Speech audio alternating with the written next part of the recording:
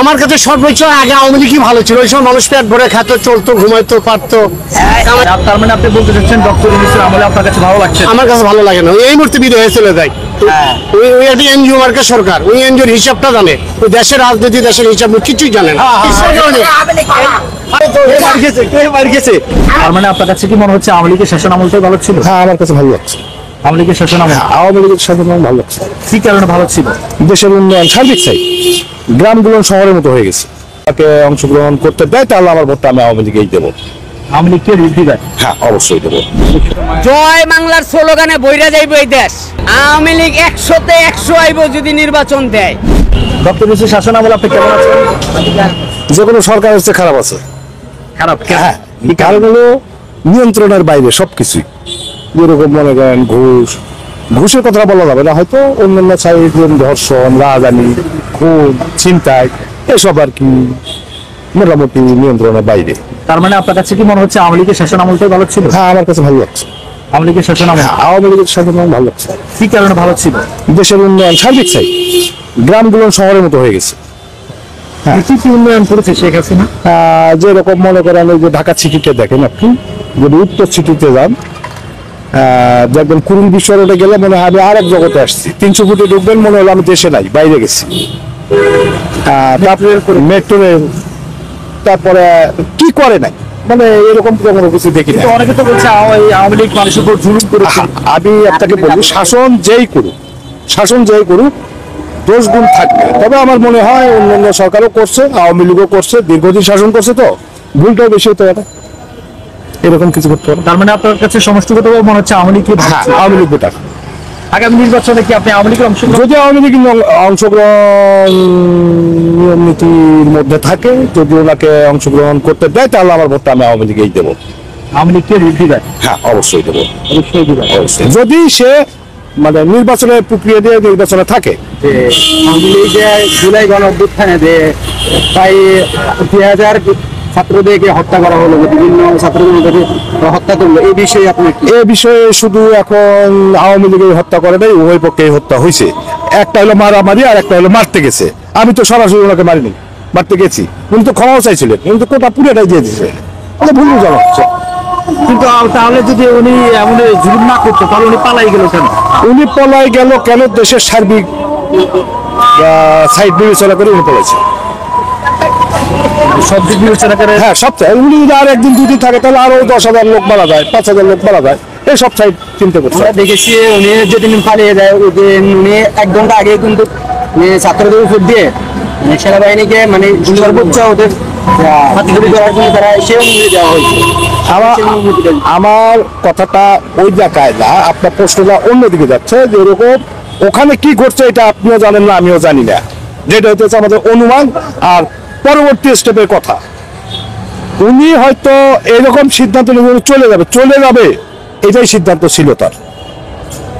যদি উনি বলতো আর যদি এরা সবাই সেই মোতাবেক কাজ করতো তাহলে অনেক কিছুই ঘটতো। আরো 2000 না, এটা আরো অনেক গুণ বাড়ে যেত। তার মানে আপনি কি চাচ্ছেন ডক্টর ইউনূস পদত্যাগ করুক? না, আমি এরকম চাচ্ছি না। একটা নির্বাচন, সুষ্ঠু একটা নির্বাচন দিয়ে পদত্যাগ করি, তারপর পদত্যাগ করুক। হ্যাঁ, তারপর পদত্যাগ করার পরে যদি আওয়ামী লীগ উদ্দেশ্য, আপনি চাচ্ছেন যে আওয়ামী লীগকে আসলে ভালো হবে? হ্যাঁ, আমি চাচ্ছি আওয়ামী লীগ আসলে এখানে ভালো হবে। বর্তমান ডক্টর একটা সুবিধা নাই, ভালো নাই। কেন? কি কারণে? অসুবিধা আছে। এই কামাই কাজি নাই, অটো রিক্সা সারা দেওয়া চলছে, আর পাওয়ার রিক্সার লোক উঠে না, দেশে ছিনতাই, রাহাজানি, ধর্ষণ এলি বাড়িই চলছে। চাউলের দাম বেশি, বাজার মূল্যের দাম বেশি। তার মানে আপনি বলতে চাচ্ছেন ডক্টর ইউনূসের আমলে আপনার কাছে ভালো লাগছে? আমার কাছে ভালো লাগে না, এই মুহূর্তে বিদায় হয়ে চলে যায়। ওই একটা এনজিও মার্কেট সরকার, ওই এনজিওর হিসাবটা জানে, ওই দেশের রাজনীতি, দেশের হিসাব কিছুই জানে না।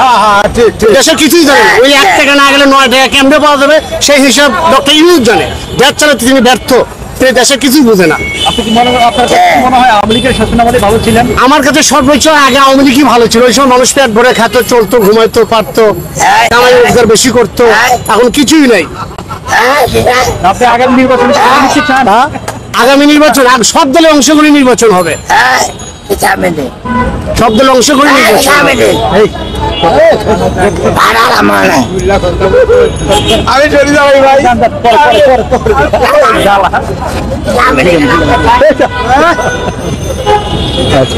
আপনার কাছে কি কারণে মনে হচ্ছে ডক্টর ইউনূস মানে দেশ পরিচালনা করতে ব্যর্থ? এই যে অটো রিক্সা গুলো, এই যে অটো রিক্সা সারা ঢাকা সিটি চলে, এই অটোগুলি আমার জন্য কামাই চলে। অটো রিক্সার কারণে আমরা চালাতেই পারছি না। এই অটো রিক্সার কারণে সময় বাড়াচ্ছি 300 টাকা মারতে পারে। এই জন্য তো মার খেয়েছে আমেরিকার আবার আপনি মার খেয়েছেন কই?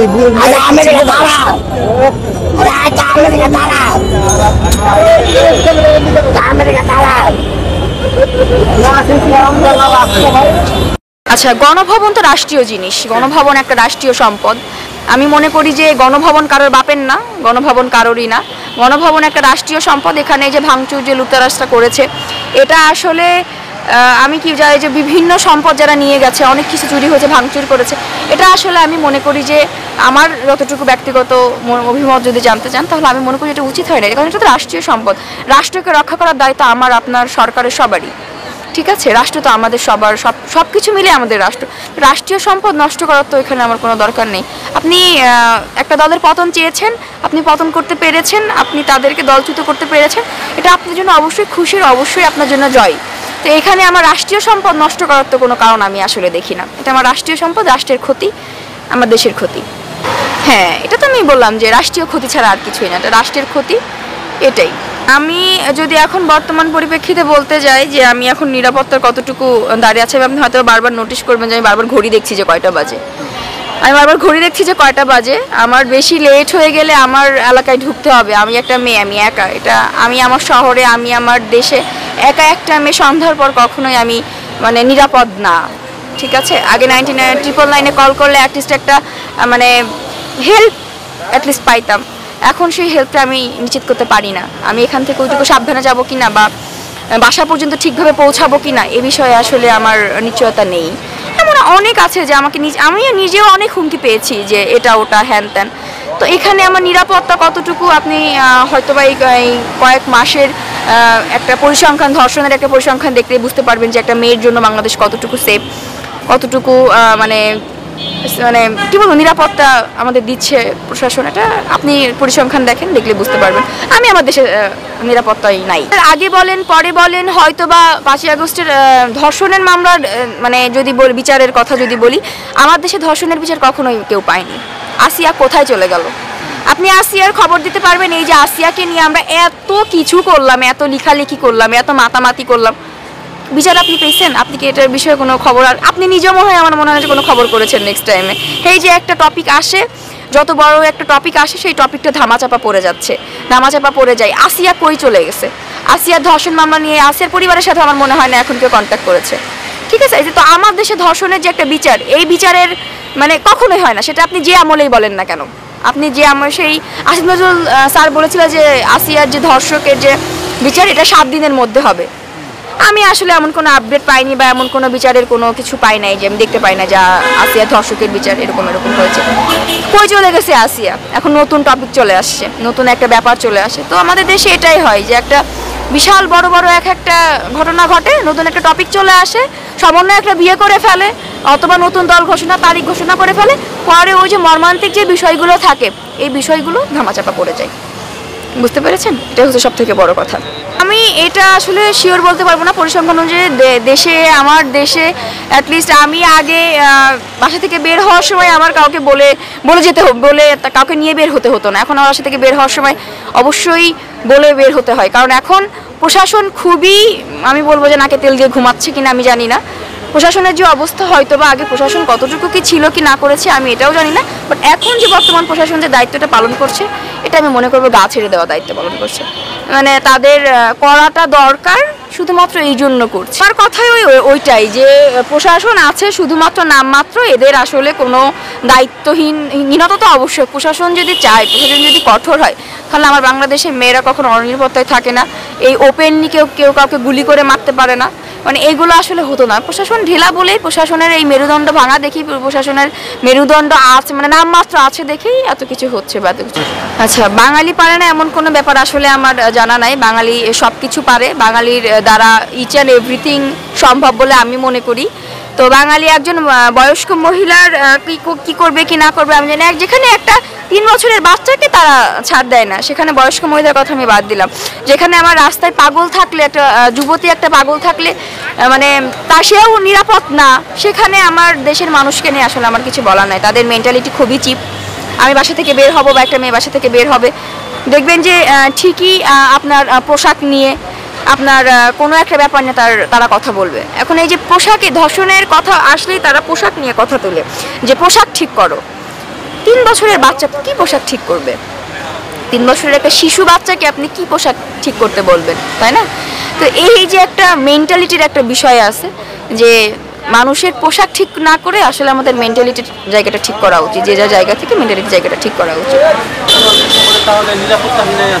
অবশ্যই আমি নিরাপত্তাহীনতায় আছি। শুধুমাত্র আমি না, আমার প্রত্যেকটা দেশের প্রত্যেকটা মেয়ে যারা আছে তারা অবশ্যই নিরাপত্তাহীনতায় ভুগে। প্রত্যেকে যার যার পার্সোনাল ব্যাপার জিজ্ঞাসা করতে পারেন আপনি, অবশ্যই তারা বলবে যে তারা নিরাপত্তাহীনতাই আছে। সরকার যিনি আছেন তার উদ্দেশ্যে একটা কথাই বলে, প্রশাসনকে অবশ্যই কঠিন হতে বলবেন, যে প্রত্যেকটা বিষয়ে যাতে অপরাধ না হয়, আমার দেশে যাতে অপরাধ মুক্ত থাকে, এই জন্য আমরা দ্বিতীয়বার দেশটা স্বাধীন করেছি। তো আমি চাই যে এখানে সরকারের যে দায়িত্বটা থাকবে সেটা হচ্ছে অবশ্যই প্রশাসনকে একটা দায়িত্ব বা একটা নির্দিষ্ট একটা গণ্ডির মধ্যে দিয়ে দিবে, যেটা করতে হবে। যাতে তারা এই যে গা ভাসিয়ে দিয়ে চলা যেটাকে বলে, এই গা ভাসিয়ে দেওয়া চলাটা যেন তারা বন্ধ করে, তারা তাদের কাজ যেন সঠিকভাবে পালন করে, এটাই।